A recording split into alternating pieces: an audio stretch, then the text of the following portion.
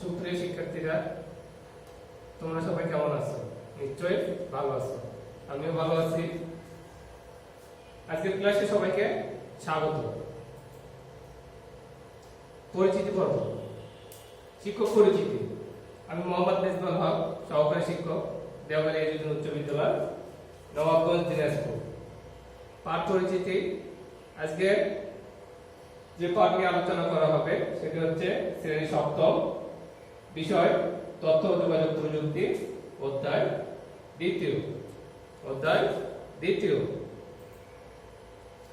আজকের পাঠের বিষয় হচ্ছে মেমোরি ও স্টোরেজ ডিভাইস। তাহলে আজকের পাঠের বিষয় কি? মেমোরি ও স্টোরেজ ডিভাইস।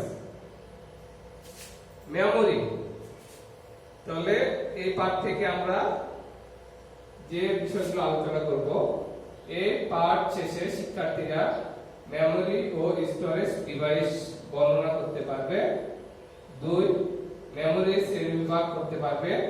3 রোম ও র্যামের মধ্যে পার্থক্য নির্ণয় করতে পারবে। এই পাঠ শেষে এগুলো বিষয় শিক্ষার্থীরা জানতে পারবে। প্রথমে আমরা কি জানবো? মেমোরি ও স্টোরেজ ডিভাইস সম্পর্কে জানবো। মেমোরি ও স্টোরেজ ডিভাইস সম্পর্কে জানবো। তাহলে যে চিত্রগুলো দেওয়া আছে সেগুলো অবশ্যই মেমোরি ও স্টোরেজ ডিভাইসের চিত্র। তাহলে মেমোরি ও স্টোরেজ ডিভাইস কি সেটা জানতে গেলে আমরা ষষ্ঠ শ্রেণীতে মেমোরি ও স্টোরেজ ডিভাইস সম্পর্কে আমরা অনেক কিছু জেনেছি। সাধারণত তথ্য সংরক্ষণের জন্য যে স্থানগুলো নির্ধারিত থাকে তাকে আমরা মেমোরি ও স্টোরেজ ডিভাইস বলতে পারি। তাহলে কি? মেমোরি ও স্টোরেজ ডিভাইস হচ্ছে সাধারণত যেখানে তথ্যগুলো সংরক্ষণ থাকে সেটাকে বলা হচ্ছে মেমোরি ও স্টোরেজ ডিভাইস। এখন আমরা মেমোরি ও স্টোরেজ ডিভাইস সম্পর্কে বিস্তারিত জানব। আজকাল কম্পিউটার বা মোবাইল ফোন ছাড়াও সকল প্রকার প্রযুক্তি পণ্যে মেমোরি ও স্টোরেজ ডিভাইস ব্যবহার করা হচ্ছে। আধুনিক প্রযুক্তি নির্ভর সকল পণ্যই মাইক্রোপ্রসেসর দ্বারা পরিচালিত হয়। এই মাইক্রোপ্রসেসরকে চালনা করার জন্য কিছু নির্দেশনা দিতে হয়। অর্থাৎ আধুনিক প্রযুক্তি নির্ভর সকল পণ্যে অবস্থিত মাইক্রোপ্রসেসর চালনার নির্দেশনা যেখানে জমা রাখা হয় তাই হচ্ছে মেমোরি ও স্টোরেজ ডিভাইস। এই হচ্ছে মেমোরি ও স্টোরেজ ডিভাইস। তার মানে কি বোঝা গেল?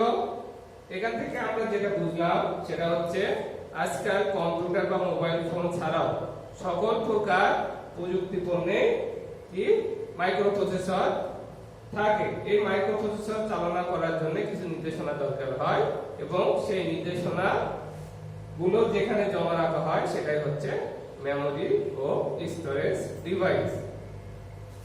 এবার আমরা জানবো মেমোরির প্রকারভেদ। মেমোরির প্রকারভেদ। মেমোরি সাধারণত 2 প্রকার। মেমোরি সাধারণত 2 প্রকার। একটি হচ্ছে প্রধান মেমোরি। মেমোরি সাধারণত 2 প্রকার, একটি প্রধান মেমোরি ও অপরটি হচ্ছে সহায়ক মেমোরি। তাহলে মেমোরি সাধারণত 2 প্রকার, যথা প্রধান বা প্রাথমিক মেমোরি এবং সহায়ক বা সেকেন্ডারি মেমোরি। কেন্দ্রীয় প্রক্রিয়াকরণ ইউনিট বা সিপিইউ যখন তথ্য প্রক্রিয়াকরণের কাজ করে তখন প্রয়োজনীয় তথ্যগুলো বা সফটওয়্যার প্রধান মেমোরিতে অবস্থান করে। তাহলে প্রধান মেমোরি কোনটি? কেন্দ্রীয় প্রক্রিয়াকরণ ইউনিট বা সিপিইউ যখন তথ্য প্রক্রিয়াকরণের কাজ করে তখন প্রয়োজনীয় তথ্যগুলো বা সফটওয়্যার কোথায় জমা থাকে? মেমোরিতে অবস্থান করে। প্রধান মেমোরির গতি অত্যন্ত বেশি হয়, এটি সিপিইউ এর সাথে তাল মিলিয়ে দ্রুত কাজ করতে সক্ষম হয়। তাহলে প্রধান মেমোরির গতি কেমন? খুব দ্রুত। সাধারণত প্রধান বা প্রাথমিক মেমোরি 2 ধরনের হয়, একটি হচ্ছে র‍্যাম, অন্যটি হচ্ছে রোম। তাহলে র‍্যাম এবং রোম দুটোই হচ্ছে প্রধান বা প্রাথমিক মেমোরি। সাধারণত প্রধান মেমোরি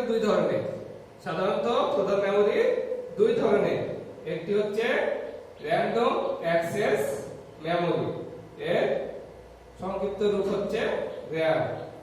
আর অপরটি হচ্ছে read only memory, read only memory, এর সংক্ষিপ্ত রূপ হচ্ছে ROM। অর্থাৎ প্রধান মেমোরি দুই ধরনের, একটি হচ্ছে RAM, অপরটি হচ্ছে ROM। এখন দেখো প্রধান মেমোরির ক্ষমতা দুই ভাগে ভাগ করা যায়। তাহলে প্রধান মেমোরির ক্ষমতা দুই ভাবে প্রকাশ করা যায়। তাহলে দেখি আমরা কি কি। একটি হচ্ছে গতি বা হার্টজ, একটি হচ্ছে গতি বা হার্টজ, আর অপরটি হচ্ছে অন্যটি হলো ধারণ ক্ষমতা, অন্যটি হচ্ছে ধারণ ক্ষমতা বা বাইট। এখানে দেখো ধারণ ক্ষমতাকে বিভিন্ন ভাবে প্রকাশ করা হয়। এখানে কি কি দেখা যাচ্ছে? Bit, byte, kilobyte, megabyte, gigabyte ও টেরাবাইট এর তুলনা। যে ধারণ ক্ষমতা দ্বারা যেটা প্রকাশ করা হয় সেই ধারণ ক্ষমতাগুলো আবার এগুলোর মাধ্যমে প্রকাশ করানো হয়। একটি হচ্ছে bit, byte, kilobyte, megabyte, gigabyte ও টেরাবাইট। তাহলে দেখো এগুলো আমরা আবার তুলনা করতে পারি। বিট 8 বিট সমান 1 বাইট। তাহলে আমরা জানি 8 বিট সমান 1 বাইট। আবার 1024 বাইট সমান 1 কিলোবাইট। 1024 বাইট সমান 1 কিলোবাইট। আবার 1024 গুণন 1024 বাইট সমান 1 মেগাবাইট। তারপর 1024 গুণন 1024 গুণন 1024 বাইট সমান 1 গিগাবাইট। আবার 1024 গুণন 1024 গুণন 1024 গুণন 1024 বাইট সমান 1 টেরাবাইট। অর্থাৎ এগুলো গুণ করলে যেটা হবে সেটা ততখানি বাইট দ্বারা 1 মেগাবাইট হবে। আবার এগুলো গুণ করলে যতখানি হবে ততখানি বাইট দ্বারা 1 গিগাবাইট হবে। আবার এই সংখ্যাগুলো সবগুলো গুণ করলে যতগুলো হবে সেটা হচ্ছে 1 টেরাবাইট। এই হচ্ছে আমাদের যে ধারণ ক্ষমতা, সেগুলো প্রকাশ করার জন্য এই সংকেতগুলো ব্যবহার করা হয়। একটি বাইট, একটি কিলোবাইট, একটি মেগাবাইট, গিগাবাইট এবং টেরাবাইট। এই হচ্ছে বাইটের ধারণ ক্ষমতা প্রকাশের কিছু। তারপর প্রথমে আমরা তো প্রাথমিক মেমোরিকে দুই ভাগে কি করছিলাম, ভাগ করছিলাম। সেটা হচ্ছে RAM আর একটা হচ্ছে ROM। তাহলে RAM এর পূর্ণরূপ কি? র্যান্ডম অ্যাক্সেস মেমোরি বা RAM। RAM এর পূর্ণরূপ হচ্ছে র্যান্ডম অ্যাক্সেস মেমোরি। এরপর আসলো ROM। ROM এর কিছু চিত্র দেওয়া আছে, এগুলো হচ্ছে ROM। ROM এর পূর্ণরূপ হচ্ছে read only memory, read only memory. এই হচ্ছে প্রাথমিক মেমোরি দুই প্রকার, এবং দুই প্রকারের যে দুটো নিয়ে আমরা আলোচনা করলাম এই দুই প্রকার, একটা হচ্ছে RAM, একটা হচ্ছে ROM। আজকে যে আলোচনা করা হলো তার উপর ভিত্তি করে আমরা কিছু মূল্যায়ন দেখব। এখানে দেখো মূল্যায়ন 1 এ কি বলা আছে? মূল্যায়ন 1 এ বলা আছে মেমোরি কত প্রকার। আমরা এই পাঠে অবশ্যই মেমোরি কত প্রকার আলোচনা করেছি। এখানে কিছু অপশন দেওয়া আছে। অপশন ক তে বলা আছে 2 প্রকার, অপশন খ তে বলা আছে 3 প্রকার, অপশন গ তে বলা আছে 4 প্রকার এবং অপশন ঘ তে দেওয়া আছে 5 প্রকার। তাহলে কোনটি সঠিক হবে? মেমোরি কত প্রকার নিশ্চয়ই এই পাঠে আলোচনা করা হচ্ছে। হ্যাঁ, মেমোরি হচ্ছে 2 প্রকার। 2 নাম্বার মূল্যায়নে দেখো কি বলা আছে? 1024 বাইট সমান কত কিলোবাইট। তাহলে এখানে দেওয়া আছে 1024 বাইট সমান কত কিলোবাইট। এখানে কিলোবাইট বের করতে হবে আমাদের। তাহলে আমরা অবশ্যই মেমোরির যে ধারণ ক্ষমতা সেটা প্রকাশ করার জন্য যে বিভিন্ন অপশনগুলো ছিল, byte, bit byte, kilobyte, megabyte, terabyte, এগুলো উপর ভিত্তি করে ওখানে কিন্তু আমরা দেখছিলাম যে 1024 বাইট সমান কত কিলোবাইট।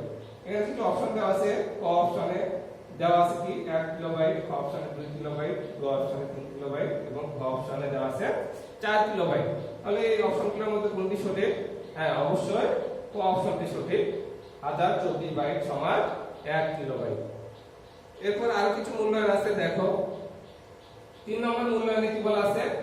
RAM এর পূর্ণরূপ কি? RAM এর পূর্ণরূপ কি? এটাও আমরা এই পার্টে অবশ্যই দেখেছি। তাহলে এই অপশনগুলোর মধ্যে দেখি কোন অপশনটি হতে পারে র্যামের পূর্ণরূপ। অপশন ক তে দেওয়া আছে র্যান্ডম অ্যাক্সেস মেমোরি, অপশন ক তে দেওয়া আছে রিড অ্যাক্সেস মেমোরি, অপশন গ তে দেওয়া আছে র্যান্ডম অ্যাক্সেস মেমোরি, অপশন ঘ তে দেওয়া আছে র্যান্ডম অ্যাকসেপ্ট মেমোরি। তাহলে কোনটি হবে? এই অপশনগুলোর মধ্যে অবশ্যই অপশন গ হবে, র্যান্ডম অ্যাক্সেস মেমোরি। তার 4 নম্বর মূল্যায়ন দেখি কি বলা আছে, কখন র্যামের সমস্ত মেমোরি বা তথ্য মুছে যায়। তাহলে কখন র্যামের সমস্ত মেমোরি বা তথ্য মুছে যায়। এখানে কিছু অপশন দেওয়া আছে, 1 2 3টি অপশন, এর মাল্টি চয়েস কোশ্চেন। তাহলে এই 1 নম্বর অপশনে দেওয়া আছে বিদ্যুৎ না থাকলে, 2 নম্বর বিদ্যুৎ বন্ধ করে দিলে, 3 নম্বর কম্পিউটার বন্ধ করে দিলে। অর্থাৎ র্যামের তথ্যগুলো কখন মুছে যায়, বিদ্যুৎ চলে গেলে বা বিদ্যুৎ না থাকলে, বিদ্যুৎ বন্ধ করে দিলে অথবা কম্পিউটার বন্ধ করে দিলে। এখানে নিচের কোনটি সঠিক? অপশন ক তে দেওয়া আছে 1 এবং 2 বিদ্যুৎ না থাকলে অথবা বিদ্যুৎ বন্ধ করে দিলে মুছে যায়। অপশন খ তে দেওয়া আছে 1 ও 3, তাহলে বিদ্যুৎ না থাকলে অথবা বিদ্যুৎ না থাকলে ও কম্পিউটার বন্ধ করে দিলে র্যাম তথ্যগুলো কি মুছে যায়। অপশন গ তে দেওয়া আছে 2 ও 3, তাহলে এই দুটোর জন্য শুধু কি র্যামের তথ্য মুছে যায়, অথবা অপশন ঘ তে দেওয়া আছে 1 2 3, অথবা তিনটার কারণে র্যামের তথ্যগুলো মুছে যায়। তাহলে আমরা অবশ্যই চিন্তা করে দেখব, বিদ্যুৎ না থাকলে কি হবে, কম্পিউটার অফ হয়ে যাবে। আবার বিদ্যুৎ বন্ধ করে দিলেও, বিদ্যুৎ লাইনের সুইচ যদি বন্ধ করে দেয় তখনও কম্পিউটার কি হবে, অফ হয়ে যাবে। আবার কম্পিউটার বন্ধ করে দিলেও কিন্তু কম্পিউটার অফ বলা যায়। তাহলে আমরা জানি যে র্যামের সমস্ত তথ্য কখন মুছে যায়, কম্পিউটার বন্ধ করার সঙ্গে সঙ্গে র্যামের সমস্ত তথ্য মুছে যায়। অর্থাৎ এই 3টা কাজের জন্য কম্পিউটার কি হয়ে যাবে, বন্ধ হয়ে যাবে। সেজন্য আমরা অপশন ঘ কে কি করব, সিলেক্ট করব। সঠিক উত্তরটি হচ্ছে অপশন ঘ। এই ছিল আমাদের মূল্যায়ন। এখন আমরা দেখব বাড়ির কাজ। আজকে যে পাঠ আলোচনা করা হলো তার উপর ভিত্তি করে তোমাদের একটি বাড়ির কাজ থাকবে। বাড়ির কাজটি হচ্ছে র্যাম ও রোমের মধ্যে কয়েকটি পার্থক্য লেখো। তাহলে আমরা র্যাম এবং রোমের সম্পর্কে বিস্তারিত জেনেছি, এর উপর ভিত্তি করে কয়েকটি করে পার্থক্য লিখতে হবে। এই ছিল আজকের পাঠ।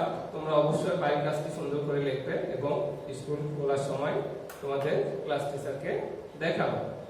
এই বলে আজকের ক্লাস এখানে শেষ করছি। সবাইকে ধন্যবাদ। সুস্থ থাকবে, ভালো থাকবে এই কামনায় আজকের ক্লাস এখানে শেষ করছি।